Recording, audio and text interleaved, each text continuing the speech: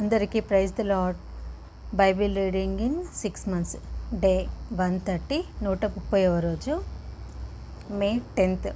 మొదటి భాగంగా విలాప వాక్యంలో 4వ అధ్యాయము చదువుకుందాం. బంగారము ఎట్లు మందగిలినది, మేలిమి బంగారము ఎట్లు మార్చబడినది, ప్రతి వీధి మొగను ప్రతిష్ఠితమైన రాళ్ళు పారవేయబడి ఉన్నవి. మేలిమి బంగారంతో పోల్చదగిన సియోను ప్రియ కుమారులు ఎట్లు కుమ్మరి చేసిన మట్టి కుండలుగా ఎంచబడుచున్నారు. నక్కలైనను చన్నించి తన పిల్లలకు పాలిచ్చును. నా జనుల కుమారి ఎడారిలోని కృష్ణ పక్షుల వలె క్రూరురాలాయెను. దప్పిచేత చంటిపిల్ల నాలుక వారి అంగిటికి అంటుకొనును. పసిపిల్లలు అన్నమడుగుదురు, ఎవడునూ వారికి పెట్టడు. సుకుమార భోజనం చేయువారు దిక్కులేక వీధులలో పడి ఉన్నారు. రక్తవర్ణ వస్త్రములు తొడిగి పెంచబడిన వారు పెంట కుప్పలను కౌగిలించుకొనెదరు. నా జనుల కుమారి చేసిన దోషము సొదొమ పాపం కంటే అధికము. ఎవరునూ దాని మీద చేయి వేయకుండానే నిమిషంలోనే ఆ పట్టణము పాడు చేయబడెను. దాని గనులు హిమము కన్నా శుద్ధమైన వారు. వారు పాల కంటే తెల్లనివారు. వారి శరీరములు పగడముల కంటే ఎర్రనివి. వారి దేహకాంతి నీలము వంటిది. అట్టి వారి ఆకారము బొగ్గు కంటే నలుపాయెను. వారిని వీధులలో చూచువారు వారిని గుర్తుపట్టజాలరు. వారి చర్మము వారి ఎముకలకు అంటుకొని ఉన్నది. అది ఎండి కర్ర వంటి దాయెను. క్షామహతులు భూఫలములు లేక పొడవబడి క్షీణించిపోయేదారు. ఖడ్గహతులు క్షామహతులు కన్నా భాగ్యవంతులు. వాత్సల్యము గల స్త్రీల చేతులు తాము కనిన పిల్లలను వండుకొనెను. నా జనుల కుమారికి వచ్చిన నాశనంలో వారి బిడ్డలు వారికి ఆహారమైరి. యెహోవా తన ఉగ్రతను నెరవేర్చి తన కోపాగ్నిని కుమ్మరించెను. సీయోనులో ఆయన అగ్ని రాజపెట్టెను. అది దాని పునాదులను కాల్చివేశాను. బాధించేవాడు గాని విరోధి గాని యెరూషలేము గౌనులలోనికి వచ్చునని భూరాజులైనను లోక నివాసులందరిలో మరి ఎవరికైనాను తోచి ఉండలేదు. దానిలో నీతిమంతుల రక్తమును ఓర్చిన దాని ప్రవక్తల పాపములను బట్టియు దాని యాజకుల దోషమును బట్టియు జనులు వీధులలో అందుల వలె తిరుగులాడెదరు. వారు రక్తం అంటిన అపవిత్రులు. ఎవరునూ వారి వస్త్రములను ముట్టకూడదు. పొమ్ము అపవిత్రుడా, పొమ్ము పొమ్ము ముట్టవద్దని జనులు వారితో అనిరి.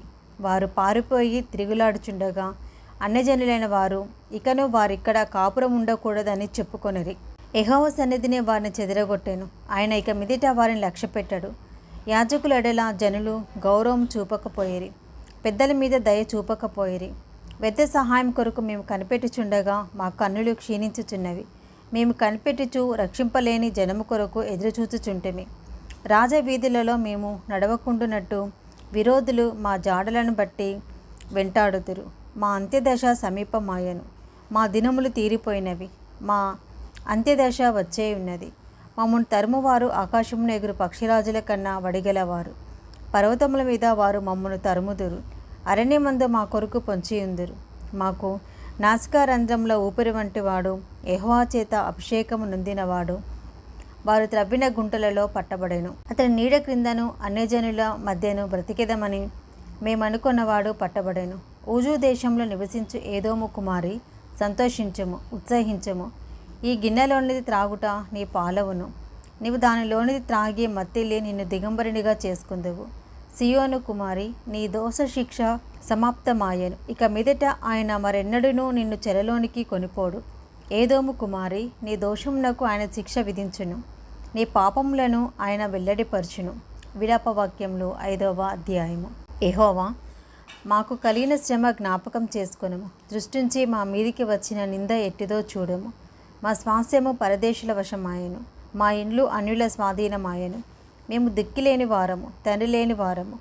మా తల్లులు విధవరాండ్రైరి. ద్రవ్యమిచ్చి నీళ్లు త్రాగితిమి, క్రయమునకు కట్టెలు తెచ్చుకుంటిమి. మమ్మను తరుమువారు మా మెడల మీదికి ఎక్కి ఉన్నారు.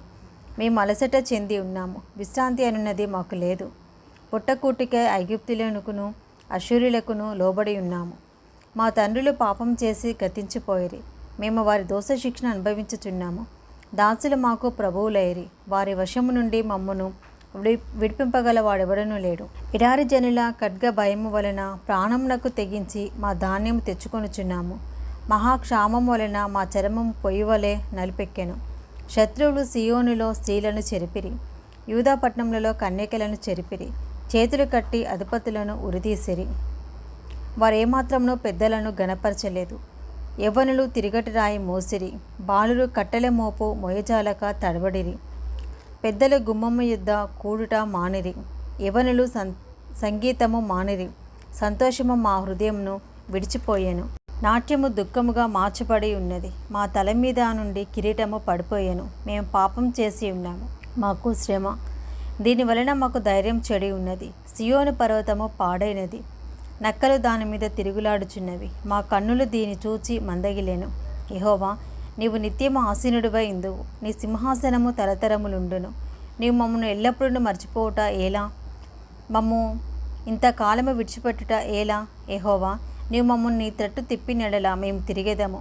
మా పూర్వస్థితి మరలా మాకు కలగచేయము. నీవు మమ్మను బొత్తిగా విసర్జించి ఉన్నావు. నీ మహోగ్రత మా మీద వచ్చి ఉన్నది. విలాపవాక్యంలో అయిపోయండి. ఎస్కేలు గ్రంథం 1వ అధ్యాయము. 35వ సంవత్సరము 4వ నెల 5వ దినమున నేను కేబారు నదీ ప్రదేశమున చెరలోని వారి మధ్య కాపురం ఉంటెని. ఆ కాలమున ఆకాశం తెరవబడగా దేవుని గూర్చి దర్శనములు నాకు కలిగెను. యెహోయాకీను చెరపట్టబడిన 5వ సంవత్సరము ఆ నెలలో 5వ దినమున కల్దీల దేశమందున్న కేబారు నదీ ప్రదేశమున యెహోవా వాక్కు బూజీ కుమారుడును యాజకుడునగు యెహెజ్కేలునకు ప్రత్యక్షము కాగా, అక్కడ నేను యెహోవా హస్తము అతని మీదికి వచ్చెను. నేను చూడగా ఉత్తర దిక్కు నుండి తుఫాను వచ్చుచుండెను, మరియు గొప్ప మేఘమును గోళము వలె గుండ్రముగా ఉన్న అగ్నియు కనబడెను. కాంతి దాని చుట్టూ ఆవరించి ఉండెను. ఆ అగ్నిలో నుండి కరగబడినదై ప్రజ్వలించుచున్న అపరంజి వంటి ఒకటి కనబడెను. దానిలో నుండి 4 జీవుల రూపములు గల ఒకటి కనబడెను. వాటి రూపము మానవ స్వరూపము వంటిది. ఒక్కొక్క దానికి 4 ముఖములను 4 రెక్కలను కలవు. వాటి కాళ్ళు చక్కగా నిలువబడినవి. వాటి అరకాళ్ళు పెయ్యకాల వలె ఉండెను. అవి తలతలలాడు ఇత్తడి వలె ఉండెను. వాటి 4 ప్రక్క రెక్కల కింద మానవ హస్తముల వంటి హస్తములుండెను. 4 ముఖములను రెక్కలను ఉండెను. వాటి రెక్కలు ఒకదానికొకటి కలుసుకునెను. ఏ వైపునను తిరగక అవన్నీ చక్కగా నెదుటికి పోవచ్చున్నవి. ఆ 4 ఎదుట ముఖరూపములు మానవ ముఖము వంటివి. కుడిపార్శ్వపు రూపములు సింహముఖము వంటివి. ఎడమ పార్శ్వపు ముఖములు ఎద్దు ముఖము వంటివి. 4 పక్షిరాజు ముఖము వంటి ముఖములు కలవు. వాటి ముఖములను రెక్కలను వేరువేరుగా ఉండెను. ఒక్కొక్క జీవి రెక్కలలో ఒక రెక్క రెండవ జతలో ఒకదానితో కలిసి ఉండెను. ఒక్కొక్క జత రెక్కలు వాటి దేహములను కప్పెను. అవన్నీ చక్కగా ఎదుటికి పోవచ్చున్నవి. అవి వెనుకకు తిరగక ఆత్మ ఏ వైపునకు పోవచుండునో ఆ వైపునకే పోవచుండెను. ఆ జీవుల రూపములు మండుచున్న నిప్పులతోనూ దివిటీలతోనూ సమానములు. ఆ అగ్ని జీవుల మధ్యను ఇటు అటు వ్యాపించెను. ఆ అగ్ని అతికాంతిగా ఉండెను. అగ్నిలో నుండి మెరుపు బయలుదేరుచుండెను. మెరుపు తీగలు కనబడు రీతిగా జీవులు ఇటు అటు తిరుగుచుండెను. ఈ జీవులను నేను చూచుచుండగా నేల మీద ఆ 4 ఎదుట ముఖముల ప్రక్కను చక్రము వంటిదొకటి కనబడెను. ఆ చక్రముల యొక్క రూపము పనియు రక్తవర్ణపు రాతి వలె ఉండెను. ఆ 4 ఒక విధముగానే ఉండెను. వాటి రూపమును పనియు చూడగా చక్రములో చక్రము ఉన్నట్టుగా ఉండెను. అవి జరుగునప్పుడు 4 ప్రక్కలకు జరుగుచుండెను. వెనుకకు తిరుగైకయే జరుగుచుండెను. వాటి కైవారములు మిక్కిలి ఎత్తుగలవై భయంకరముగా ఉండెను.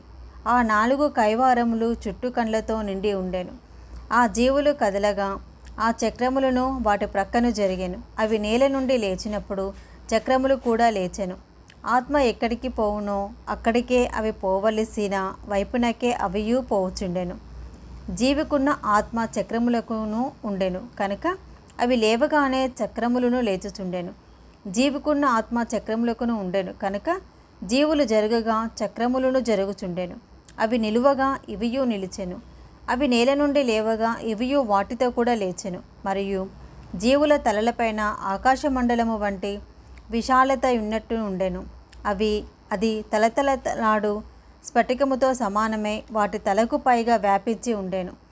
ఆ మండలము వంటి దాని క్రింది జీవుల రెక్కలలో 2 ఒకదాని పక్క ఒకటి పైకి చాపబడి ఉండెను. 2 వాటి దేహములు కప్పుచుండెను. ఈ తట్టుననున్న జీవులకును ఆ తట్టుననున్న జీవులకును అనగా ప్రతి జీవికిని అలాగున రెక్కలుండెను. అవి జరుగగా నేను వాటి రెక్కల చప్పుడు వింటిని. అవి విస్తారకమైన ఉదకముల ఘోషవలెను, సర్వశక్తుడగు దేవుని స్వరము వలెను, దండువారు చేయి ధ్వని వలెను ఉండెను. అవి నిలిచినప్పుడెల్లా తమ రెక్కలను వాల్చుకొనుచుండెను. అవి నిలిచి రెక్కలను వాల్చునప్పుడు వాటి తలలకు పైగానున్న ఆకాశ మండలము వంటి దానిలో నుండి శబ్దము పుట్టెను. వాటి తలలపైనున్న ఆ మండలము పైన నీలకాంతమైన సింహాసనము వంటిదొకటి కనబడెను.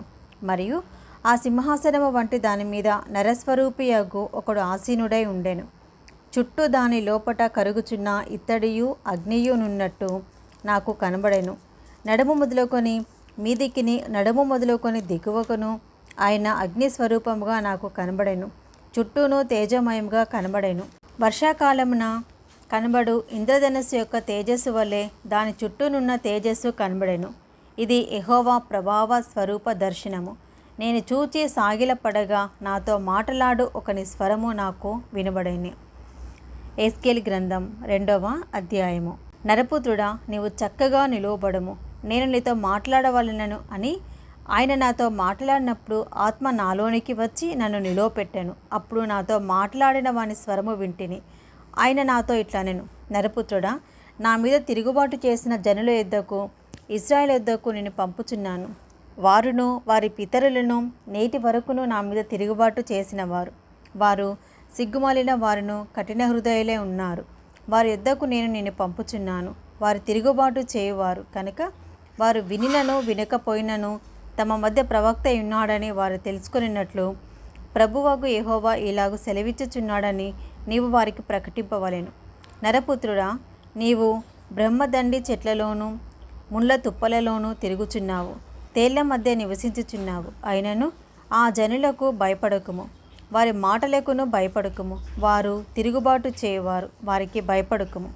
వారు తిరుగుబాటు చేయవారు కనుక వారు వినినను వినకపోయినను నేను సెలవిచ్చిన మాటను నీవు వారికి తెలియచెప్పుము. నరపుత్రుడా, వారు తిరుగుబాటు చేసినట్లు నీవు చేయక నేను నీతో చెప్పు మాటను విని నోరు తెరిచి నేనిచ్చు దాన్ని భుజించుము అనెను. నేను చూచుచుండగా గ్రంథమును పట్టుకొనిన ఒక చెయ్యి నా యుద్ధకు చాపబడెను. ఆయన దాన్ని నా ముందర విప్పగా అది లోపటను వెలుపుటను వ్రాయబడినదై ఉండెను. మహావిలాపమును మనోదుఃఖమును రోదనమును అని అందులో వ్రాయబడి ఉండెను. ఇది మొదటి భాగం అండి. Praise the lord.